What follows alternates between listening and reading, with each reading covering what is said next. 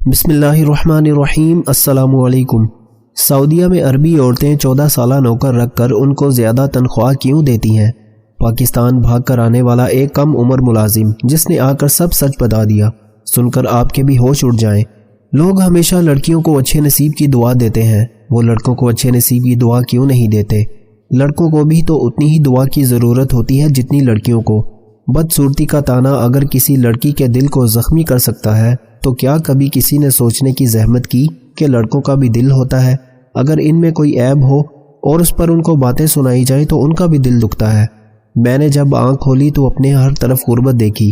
میرے ابا ایک کمانے والے اور 7 افراد کھانے والے۔ ستم تو یہ تھا کہ ابا کا صرف میں ہی اکلوتا بیٹا تھا اور باقی ساری بیٹیاں۔ میں تیسرے نمبر پر تھا۔ مجھ سے بڑی 2 بہنیں تھیں۔ کہتے ہیں کہ بیٹا بڑا ہو جائے تو والدین کا سینہ چوڑا ہو جاتا ہے کہ اب یہ ہمارا بازو بنے گا، لیکن میرا معاملہ تھوڑا مختلف تھا۔ میری امی اور ابو دونوں کا ہی قد ٹھیک ٹھاک تھا، مگر میں جانے کس پر چلا گیا تھا۔ میرا قد بچپن سے ہی چھوٹا رہ گیا تھا، صحت بھی نہ پائی تو میں دیکھنے میں بھی بالکل 14-15 سال کا بچہ لگتا تھا، حالانکہ میری عمر 22 سال ہونے والی تھی۔ مجھے بچپن سے ہی طنز اور مذاق کا نشانہ بنایا جاتا تھا۔ میرے چھوٹے قد پر سبھی لوگ مجھ سے دور بھاگتے تھے اور میری کوئی دوستی بھی نہ ہو سکی تھی۔ خاندان میں باقی کزن اونچے لمبے جوان تھے اور میری کزنیں ان پر مرتی تھیں۔ مجھے تو کوئی گھاس بھی نہ ڈالتا تھا۔ میں نے بہت پڑھائی کی کہ پڑھ لکھ کر ہی کوئی اچھی نوکری حاصل کر لوں گا اور معاشرے میں اچھا مقام پا لوں گا، مگر میرے نصیب میں یہ خوشی بھی نہیں تھی۔ پڑھ لکھ کر جب نوکری حاصل کرنے نکلا تو معلوم ہوا کہ قابلیت سے زیادہ آپ کی پرسنالٹی اچھی ہونی چاہیے۔ ایک جگہ انٹرویو دینے گیا تو مجھ سے پہلے ہی وہاں ایک اور لڑکا بیٹھا ہوا تھا جو اونچا لمبا اور خوبصورت تھا۔ اس کی پڑھائی کچھ اتنی خاص نہیں تھی، مگر میرے مقابلے میں اسے رکھ لیا گیا۔ تنگ آ کر میں نے اسکول میں نوکری کی غرض سے انٹرویو دینے شروع کیے تو پتہ چلا کہ اس شعبے میں بھی اب ٹیچر نہیں ماڈل رکھے جاتے ہیں۔ ایک پرنسپل نے تو میری بہت بے عزتی کی اور کہنے لگا، تم تو خود 9ویں 10ویں جماعت کے اسٹوڈنٹ لگتے ہو، تم سے کہاں بچے ہینڈل ہوں گے؟ اس کی باتیں میرے دل کو چھلنی کر گئیں۔ اگر میرا قد چھوٹا تھا تو کیا اس میں میرا قصور تھا؟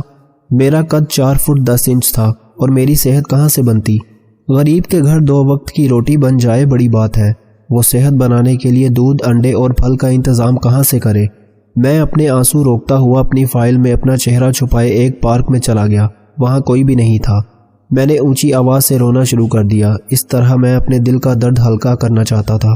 مجھے خدا سے شکوہ ہونے لگا کہ اس نے مجھے ایسا کیوں بنایا؟ کیا تھا اگر وہ مجھے بھی دوسروں کی طرح اونچے لمبے قد سے نواز دیتا؟ میری یوں انسلٹ تو نہ ہوتی؟ میں گھر میں جب منہ لٹکائے جاتا تھا کہ نوکری نہیں ملی تو میرے باپ کے کندھے جھک جاتے تھے اور میں شرمندگی سے نظریں نہیں ملا پاتا تھا۔ میں پارک میں بیٹھا رو رہا تھا اور اپنی قسمت کو کوس رہا تھا جس نے میری تقدیر میں صرف آنسو ہی لکھ دیے تھے۔ کہتے ہیں مرد روتا نہیں، مگر لوگوں کو کیا پتا کہ مرد کو بھی درد ہوتا ہے۔ وہ بھی روتا ہے لیکن سب کے سامنے نہیں۔ میں بھی چھپ کر رو رہا تھا تاکہ میری عزت رہ سکے۔ ابھی میں وہاں بیٹھا اپنے آنسو پونچھ ہی رہا تھا کہ میں نے ایک آدمی کو اپنی طرف آتے دیکھا۔ میرے پاس آ کر نرم لہجے میں پوچھنے لگا، کیا ہوا بچے، کیوں رو رہے ہو؟ کیا اسکول والوں نے نکال دیا؟ وہ شاید میری سفید پینٹ شرٹ کو دیکھ کر کہنے لگا جو میں انٹرویو کے لیے پہن کر آیا تھا۔ اس کا بچہ بولنے پر میں بھڑک اٹھا اور غصے سے کہا، ہاں جی 10ویں کلاس میں پڑھتا ہوں، اسکول والوں نے نکال دیا کیونکہ میرے پاس فیس کے پیسے نہیں تھے۔ بس سن لیا؟ میں نے اپنی فائل اٹھائی اور بڑبڑاتے ہوئے آگے کو قدم بڑھا دیے۔ بچہ بچہ، کیا میری شکل اتنی ہی گئی گزری ہے کہ مجھے سب بچہ سمجھتے ہیں؟ یہ آدمی مجھے یہ بھی تو کہہ سکتا تھا کہ جوان کیا ہوا؟ میں جو غصے میں وہاں سے اٹھ کر چلا جا رہا تھا کہ اچانک میرے قدم اس آدمی کی آواز پر تھم سے گئے۔ اس نے بات ہی ایسی کی تھی کہ میں بے اختیار رک گیا۔ اس نے کہا تھا مجھ سے پیسے لے لو، کتنے چاہیے میں دے دیتا ہوں۔ میں نے تو غصے میں کہا تھا کہ طالب علم ہوں، اور اس نے سچ سمجھ لیا تھا۔ اب شاید انسانیت کے ناطے وہ میری مدد کرنا چاہ رہا تھا۔ میں اس سے سچ کہنا چاہتا تھا، مگر اس کی بجائے میرے منہ سے نکلا 5,000 کی ضرورت ہے۔ میں نہیں جانتا تھا کہ میں نے یہ سب کس کیفیت میں کہا، مگر اس نیک دل آدمی نے فوراً اپنی جیب سے 5,000 کا نوٹ نکالا اور میرے ہاتھ پر رکھ کر کہنے لگا، میں اسی پارک کے سامنے رہتا ہوں، جب مدد کی ضرورت ہو مجھے بتا دینا۔ وہ تو کہہ کر چلا گیا مگر میں شرمندگی سے نظر نہ اٹھا سکا۔ وہ بیچارہ تو میری مدد اس لیے کر رہا تھا کیونکہ شاید اسے لگتا تھا کہ میں ایک طالب علم ہوں اور میرے پاس فیس کے پیسے نہیں۔ اگر اسے پتہ چل جاتا کہ میں 21-22 سال کا لڑکا ہوں جو پڑھائی مکمل کر کے نوکری کے لیے دھکے کھا رہا ہے تو یقیناً اس کا سلوک میرے ساتھ کچھ اور ہوتا۔ میں پیسے لے کر گھر گیا تو میری ماں بہت خوش ہوئی اور جلدی سے گھر کا راشن لینے چلی گئی۔ میں بہت برا محسوس کر رہا تھا کہ میں نے غلط طریقے سے مدد لی۔ اگلے دن وہ آدمی جب مجھے دوبارہ ملا تو میرا دل کیا کہ اسے سچ بتا دوں، مگر اس کے رد عمل کا سوچ کر میں نے اپنا ارادہ ترک کر دیا۔ وہ کہنے لگا، لڑکے اگر تم کسی کام کی تلاش میں ہو تو میں تمہیں کام دلوا سکتا ہوں۔ میں جانتا ہوں تم ایک مجبور لڑکے ہو۔ میں نے چونک کر سر اٹھایا اور حیرت سے کہا، یعنی آپ جانتے ہیں کہ میں ایک اسکول کا طالب علم نہیں ہوں؟ وہ بے نیازی سے کہنے لگا، ہاں مجھے سمجھ آ گئی تھی، کیونکہ تمہارے کندھوں پر اسکول کا بیگ نہیں بلکہ ہاتھوں میں ڈگریوں والی فائل تھی۔ میں نے شاکڈ ہو کر پوچھا، پھر آپ نے میری مدد کیوں کی؟ وہ کہنے لگا، کل میں تمہارے کام آیا، ہو سکتا ہے کہ آنے والے کل میں تم میرے کام آ جاؤ۔ میں نے پوچھا، کیا مطلب ہوا اس بات کا؟ وہ کہنے لگا، مطلب کو چھوڑو، یہ بتاؤ کہ کام کی تلاش میں ہو؟ میں نے کہا، جی میں ہر کام کرنے کو تیار ہوں، جیسا آپ کہیں گے ویسا ہی کروں گا۔ وہ آدمی کہنے لگا، میرا نام عارف ہے اور میں ایک ٹریول ایجنٹ ہوں۔ میں تمہیں سعودیہ بھیج سکتا ہوں، بلکہ وہاں پر کام بھی دلوا سکتا ہوں۔ جانے کا خرچہ بھی میرے ذمہ ہوگا، مگر ایک شرط ہے۔ میں نے خوشی سے پوچھا کہ کیسی شرط؟ یوں بیٹھے بٹھائے سعودیہ جانے کا موقع مل رہا تھا تو کوئی پاگل ہی ہو سکتا ہے جو انکار کرے۔ پاکستان میں رہنے والے زیادہ تر لوگ چاہتے ہیں کہ وہ سعودیہ میں جا کر کام کریں۔ میرا بھی یہی ارادہ تھا، کیونکہ میں دیکھ چکا تھا کہ ہمارے خاندان کے جتنے بھی لڑکے باہر گئے تھے سب دولت میں کھیل رہے تھے۔ سبھی کے رشتہ دار پاکستان میں بڑی شاہانہ زندگی گزار رہے تھے۔ ایک دو بار میں نے اپنی خواہش کا اظہار ابا سے کیا تو انہوں نے کہا، بیٹا باہر بھجوانے کے لیے بڑے پیسے لگتے ہیں، میں تمہیں کہاں سے پیسے لا دوں؟ یوں میں بھی سوچ ہی نہیں سکتا تھا کہ قسمت بیٹھے بٹھائے مجھ پر مہربان ہو سکتی ہے، لیکن اس آدمی نے جو شرط بتائی اسے سن کر میرے پاؤں تلے سے زمین نکل گئی۔ وہ شرط ہی ایسی تھی کہ میں نے اسی وقت کہہ دیا کہ نہ بھائی نہ، میں ایسا نہیں کر سکتا۔ اس آدمی کی شرط یہ تھی کہ مجھے اپنی شناخت چھپانی ہوگی۔ جب میں نے اس بات کا مطلب پوچھا تو کہنے لگا کہ تم سعودیہ میں جا کر بڑی اچھی کمائی کر سکتے ہو اگر تم وہاں جا کر اپنی عمر 14 سال بتاؤ۔ کسی کو نہیں پتہ چلے گا کہ تمہاری عمر 22 سال ہے اور تم ایک میچور لڑکے ہو، ورنہ تمہیں نوکری نہیں ملے گی۔ لیکن اگر تم خود کو 14 سال کا لڑکا بتاؤ گے تو وہاں تمہیں ایک ایسی شاندار نوکری ملے گی کہ تمہارے گھر والے عیش کی زندگی گزاریں گے۔ وہ جانے ایسی شرط کیوں رکھ رہا تھا۔ ٹھیک ہے کہ میری جسمانی ساخت ایسی تھی کہ میں واقعی میں 14-15 سال کا لگتا تھا، مگر اتنے چھوٹے لڑکے کو بھلا کون نوکری دے گا؟ میں اس سے سوچنے کا وقت لے کر گھر آ گیا۔ یہاں پاکستان میں تو میرا کوئی مستقبل نہیں تھا۔ مجھ سے بڑی 2 بہنیں شادی کی عمر کو پہنچ گئی تھیں اور ابھی تک جہیز نہ ہونے کی وجہ سے گھر بیٹھی تھیں۔ ان کی عمر گزرتی جا رہی تھی۔ گھر کے حالات کو دیکھ کر میں نے جو اپنے وقار کی قربانی دینے کا فیصلہ کر لیا اور صبح جا کر اس آدمی کو کہا کہ جو تم کہو گے اور جیسا کہو گے میں کرنے کو تیار ہوں۔ گھر والوں سے میں نے جھوٹ بولا تھا کہ مجھے ایک بہت اچھی کمپنی والوں نے وہاں بلوایا ہے۔ اب انہیں میں جاب کی نوعیت کے بارے میں کیا بتاتا، جبکہ مجھے خود بھی معلوم نہیں تھا کہ وہاں جا کر مجھے کرنا کیا تھا۔ خیر کچھ دنوں بعد میں سعودیہ کی سرزمین پر کھڑا تھا۔ اس آدمی نے کہا کہ تمہیں وہاں کوئی لینے آ جائے گا اور کام کی بھی ساری تفصیل وہی بتائے گا۔ آخر کافی دیر انتظار کرنے کے بعد ایک ہٹا کٹا آدمی میرے پاس آیا اور کہنے لگا کہ میں تمہیں لینے آیا ہوں، چلو میرے ساتھ۔ میں بہت حیران ہو رہا تھا کہ میرے ساتھ کیا ہو رہا ہے۔ اس سے کچھ پوچھنے کی ہمت نہیں تھی کیونکہ وہ شکل سے ہی بہت کرخت لگ رہا تھا۔ آدھے گھنٹے کی ڈرائیو کے بعد اس نے گاڑی ایک گھر کے آگے روکی اور میرے ہاتھ پر کچھ کاغذ رکھتے ہوئے کہا، تم اندر جا کر یہ کاغذ دکھاؤ جن کے مطابق تمہاری عمر 14 سال ہے اور تمہارا نام احمد ہے۔ خبردار اپنا اصل نام اور عمر بتانے کی غلطی کبھی نہ کرنا، ورنہ یہاں ساری عمر کے لیے قید ہو کر رہ جاؤ گے۔ اس کی سنسنی خیز باتیں سن کر میری ریڑھ کی ہڈی میں سنسناہٹ دوڑ گئی۔ مجھے جانے کیوں ایسا محسوس ہونے لگا کہ میں کسی طلسم قدے میں آ گیا ہوں۔ وہ مجھے ساتھ لے کر گھر کے اندر آ گیا۔ یہ ایک عربی کا گھر تھا جس کی بیوی کالے رنگ کے گاؤن میں ملبوس میرے سامنے آئی اور مجھے سر سے پیر تک دیکھا۔ مجھے اس عورت سے خوف محسوس ہوا۔ دیکھا جاتا تو وہ میری عمر میں مجھ سے 2-4 برس ہی بڑی تھی، مگر اس وقت مجھے اداکاری کرنی تھی تاکہ اسے لگے کہ میں 14 سال کا ایک نابالغ بچہ ہوں۔ وہ آدمی جاتے جاتے مجھے کہہ گیا کہ اب تمہیں یہیں رہنا ہے، تمہارا کام بس یہی ہے۔ یہ مالکن کے پورے گھر کی صفائی ستھرائی کرو اور جو مالکن بولے اسے کرتے جاؤ، بدلے میں 2 لاکھ روپے پاکستانی تم اپنے گھر بھیج سکو گے۔ 2 لاکھ کا سن کر میں دنگ رہ گیا۔ آتے ہی اتنی زیادہ تنخواہ! میں نے تو کبھی خواب میں بھی نہیں سوچا تھا۔ میں عربی بول تو نہیں سکتا تھا مگر کچھ سمجھ لیتا تھا کیونکہ میں نے FA اور BA میں عربی رکھی تھی۔ مالکن کو شاید یہ تھا کہ میں عربی نہیں سمجھ سکتا، اس لیے مجھے اشارے سے پورے گھر کی صفائی کرنے کو کہا۔ میں پورے گھر کی صفائی کرنے لگا اور دل میں سوچنے لگا کہ پاکستان میں بیٹھے لوگوں کے لیے باہر کے ملکوں میں دنیا ایک فینٹیسی ہوتی ہے۔ ان کو کیا پتا کہ باہر جا کر کیا کیا کرنا پڑتا ہے اور کن مشکل حالات کا سامنا کرنا پڑتا ہے۔ اب میں اتنا پڑھا لکھا ہو کر یہاں جھاڑو پونچھا لگا رہا تھا۔ اس کے بعد اس عورت نے مجھے لان کی صفائی کرنے کا کہا۔ میری عربی مالکن ایک خوبصورت عورت تھی جس کے بارے میں مجھے بعد میں پتا چلا کہ اس کا شوہر ہفتے میں 2 دن اس کے گھر آتا ہے، کیونکہ وہ اپنے شوہر کی تیسری بیوی تھی۔ مجھے اپنی مالکن کی حرکتیں بہت عجیب لگتی تھیں، کیونکہ عام دنوں میں جہاں وہ خوب تیار ہوئی ہوتی تھی وہیں صاحب کے آنے پر اس کا حلیہ یکسر بدل جاتا۔ وہ بالکل سادہ بن جاتی، سادے سے کپڑے پہن لیتی اور بغیر میک اپ کے 2 دن گزارتی۔ مجھے مالکن کے اس رویے کی سمجھ نہیں آتی تھی کہ وہ ایسا کیوں کرتی ہے۔ گھر میں میرے علاوہ کوئی ملازم بھی نہیں تھا جس سے میں پوچھ لیتا۔ خیر صاحب جب آتے وہ کھانا خود ہی پکاتی تھی۔ یوں ہفتے میں 2 دن مجھے کھانا پکانے سے چھٹی مل جاتی اور میں باہر گھومنے پھرنے نکل جاتا۔ تبھی میری ملاقات جواد سے ہوئی۔ وہ ایک 14-15 سال کا بھولا بالا سا لڑکا تھا جو میری طرح پاکستان آیا تھا۔ اس کی زبانی مجھے پتا چلا کہ وہاں رواج تھا کہ عربی عورتیں صرف 14 سے 15 سال کے لڑکوں کو ہی کام پر رکھتی تھیں۔ ایسا کیوں تھا اس کا جواب جواد کے پاس بھی نہیں تھا۔ وہ میرا بہت اچھا دوست بن گیا تھا اور اکثر ہم ایک دوسرے سے دل کی بات کر لیتے تھے۔ میری مالکن مجھے بچہ سمجھتی تھیں، اس لیے اپنا سر دبوا لیتی تھیں اور کبھی کندھے۔ ایک غیر عورت کو یہیں چھوتے مجھے بہت حیا آتی، مگر پھر مجھے یاد آتا کہ میں کون ہوں۔ میری پہچان یہاں بالکل اور ہے۔ ابھی تک تو سب ٹھیک جا رہا تھا اور میں اپنی نوکری سے بہت خوش اور مطمئن تھا، لیکن پھر مجھے لگنے لگا کہ یہاں کچھ گڑبڑ ہے، کیونکہ مالکن اکثر ایک کالے رنگ کا ڈبہ مجھے دے کر کہتی کہ جاؤ اسے بی بلاک کے 5ویں گھر کے باہر رکھاؤ۔ میری مالکن مجھے ٹوٹی پھوٹی اردو میں اپنی بات سمجھاتی تھی اور میں نے بھی کبھی یہ راز ظاہر نہیں کیا تھا کہ میں عربی سمجھ لیتا ہوں۔ مجھے تجسس ہوتا کہ اس کالے رنگ کے ڈبے میں کیا ہے، مگر ظاہر ہے میں مالکن سے پوچھنے کی ہمت نہیں کر سکتا تھا۔ ایک دن جواد ملا تو معلوم ہوا کہ وہ بلاک بی والے گھر میں ہی کام کرتا ہے۔ میں نے اس سے پوچھا کہ اس کالے رنگ کے ڈبے کے بارے میں تمہیں کچھ معلوم ہے؟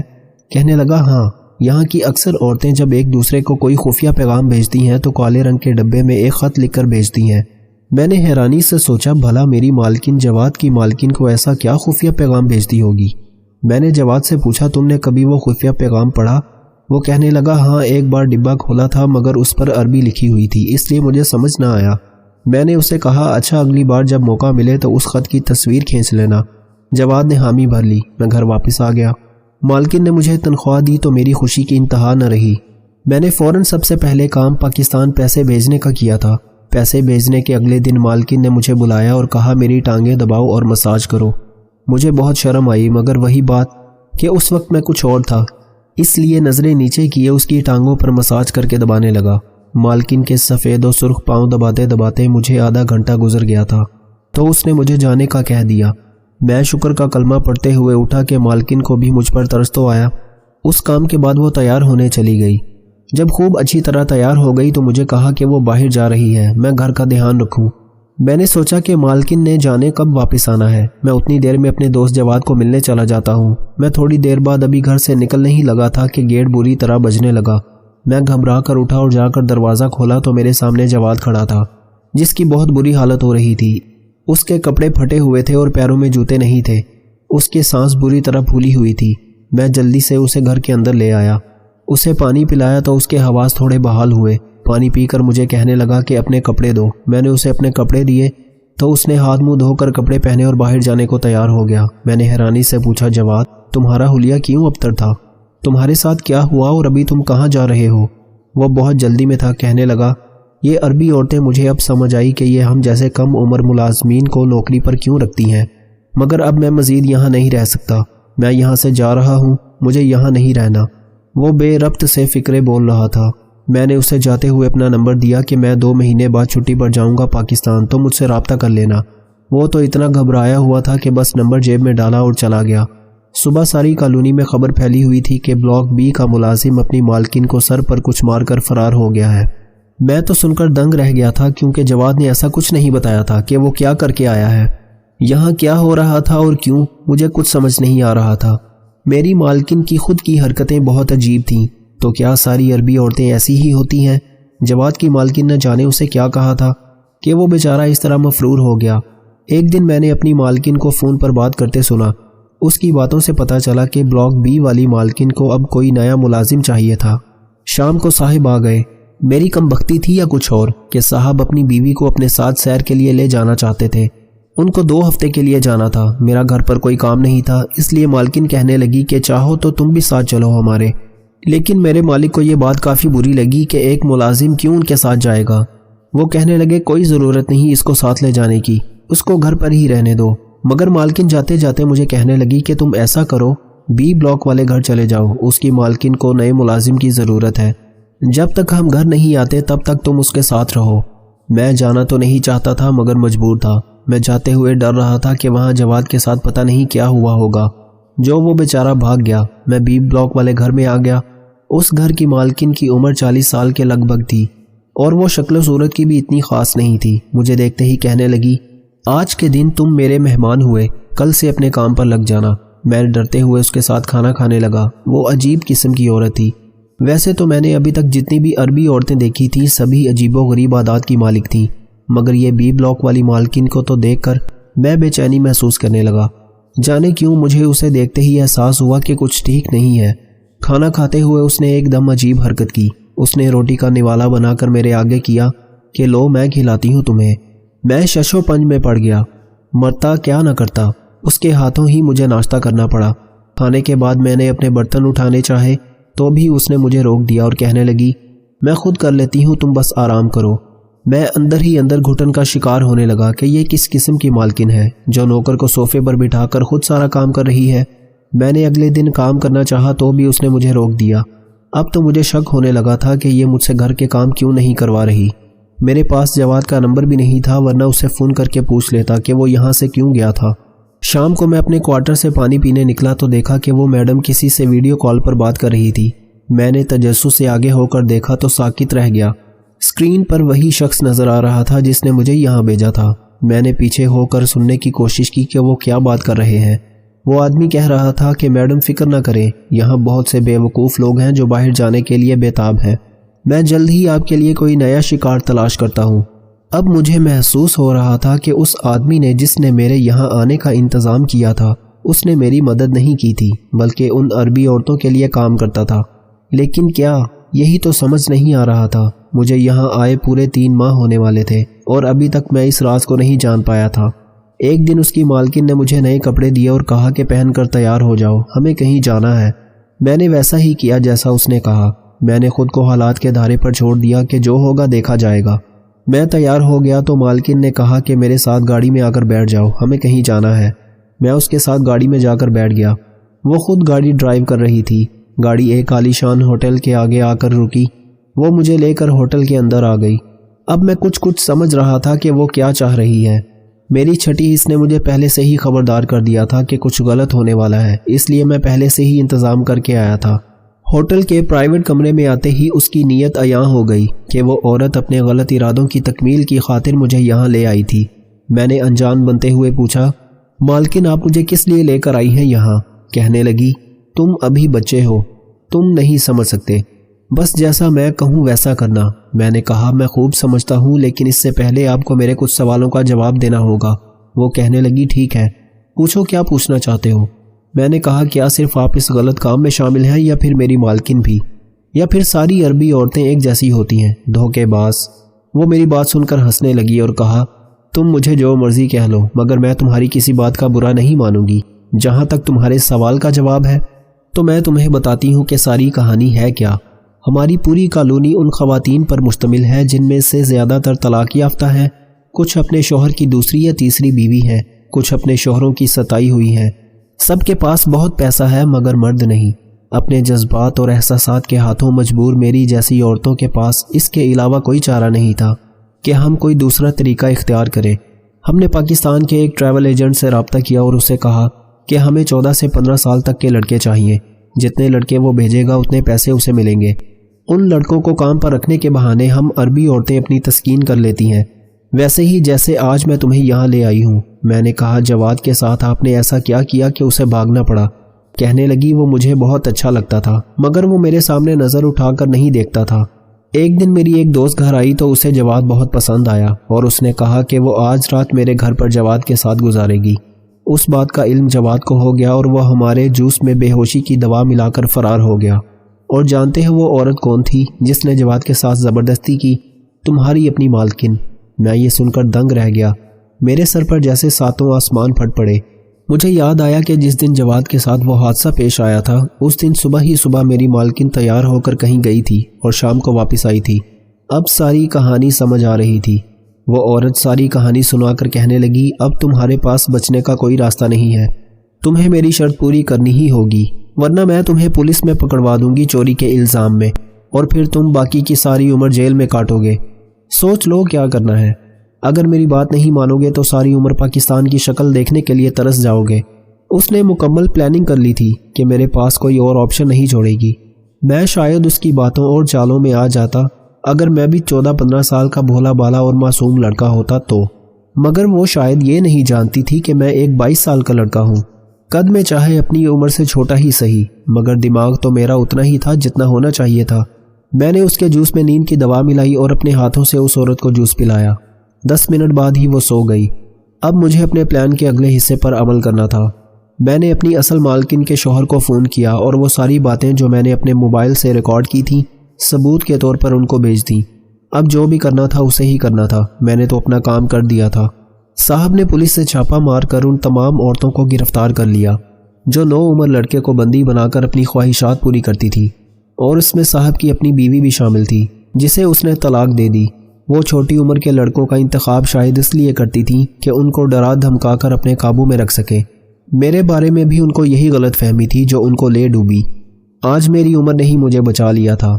پہلے میں نے سوچا تھا کہ میں بھی جواد کی طرح پاکستان واپس بھاگ جاؤں، مگر پھر سوچا تھا کہ ایسے تو اور بیچارے جو معصوم لڑکے پھنسے ہوئے ہیں ان کا کیا ہوگا۔ آخر کسی کو تو ہمت کرنی ہوگی، اس لیے مجھے ہی ہمت کرنی پڑی، اور مجھے اس سب کا پھل بھی ملا۔ صاحب نے مجھے اپنے ساتھ کام میں شریک کر لیا تھا اور آہستہ آہستہ میں نے ان کے کام میں ہاتھ بٹانا شروع کر دیا، اور اب میں 3 لاکھ تک ماہانہ اپنے گھر بھجوا رہا ہوں۔ میں نے سوچا کہ اب یہیں رہوں گا اور اپنے گھر والوں کا مستقبل بناؤں گا۔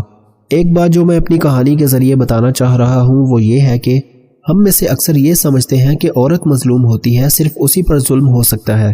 ہم میں سے کوئی سوچتا ہی نہیں کہ مرد کو بھی ہراس کیا جا سکتا ہے، اس پر بھی ظلم ہو سکتا ہے۔ اگر ہم یہ بات سمجھ لیں تو معاشرے سے بہت سی برائیاں اپنے آپ ہی ختم ہو جائیں گی۔